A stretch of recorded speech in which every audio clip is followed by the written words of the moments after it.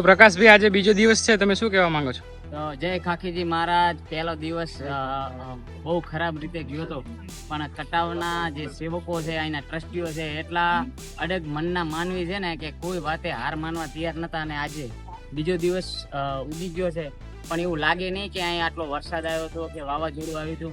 પહેલા દિવસે જમવાનું બંધ નહોતું રાખ્યું, કથા બંધ નથી રાખી, કશું જ બંધ નથી રાખ્યું.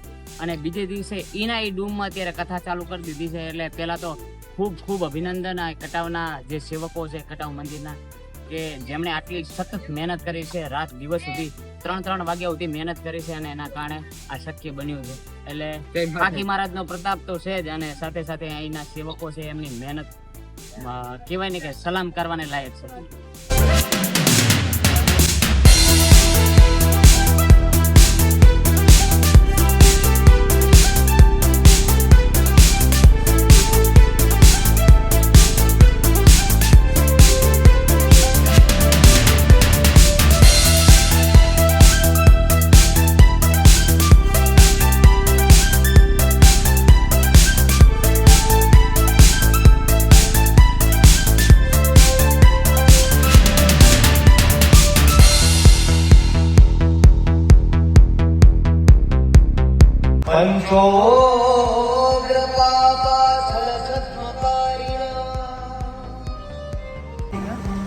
જેનો સ્વભાવ ક્રૂર છે, એના દ્વારા કરેલા પાપમાંથી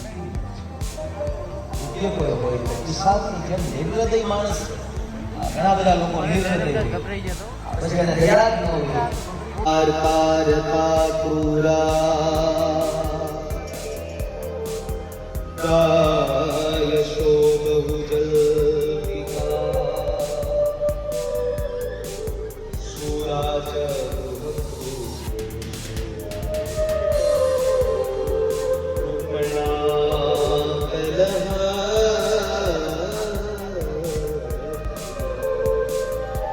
બીજાની વાતો કરો. આતને કોઈ છતરનારું કોઈ પાત્ર હોય તો કથા ચાલુ થઈ ગઈ છે. આટલા વરસાદ આ દુનિયામાં આપણી જાતો ખાલી લોકેશન બતાવો. પાત્ર હોય. આ જો આ આખું ઢોકેલું હતું, મજબૂત કામ કરેલું હતું, પણ પાણી થઈ ગયું છે. નીચે પાણી છે, જો તો ખુરશીઓની વ્યવસ્થા કરી નાખી, પણ કથા બંધ નથી રાખી. એટલે આ છે મહેનત અને ખાખી મહારાજની દયા. યાદ રાખજો કે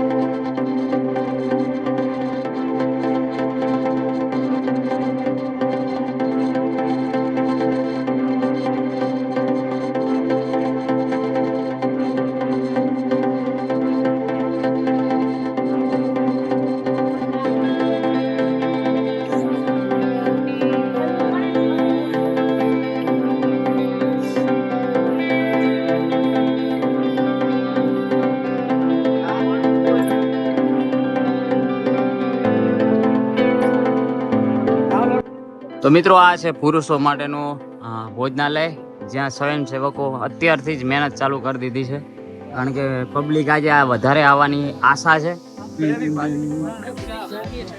પ્રકાશભાઈ અહીંયા કેમ ઊભા છો? બસ અમે એક અંદર કઈ ક્લિયર કરે છે, આપણે ભગવાન રામનો એવો વેશ ને ધારણ કરે ને તેનું શૂટિંગ લેવું છે, એટલે એના માટે ઊભા છે 8 નંબરની રૂમમાં. પછી જવાનું છે પેલા જોગીદાસ દાદા પાસે.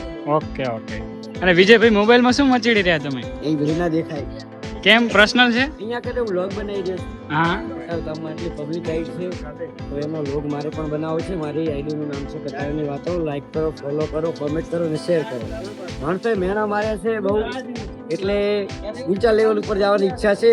ખાખીજી મહારાજ પહોંચાડે તો ના પહોંચાડશે, જરૂર પહોંચાડશે. મારી બાજુ છે.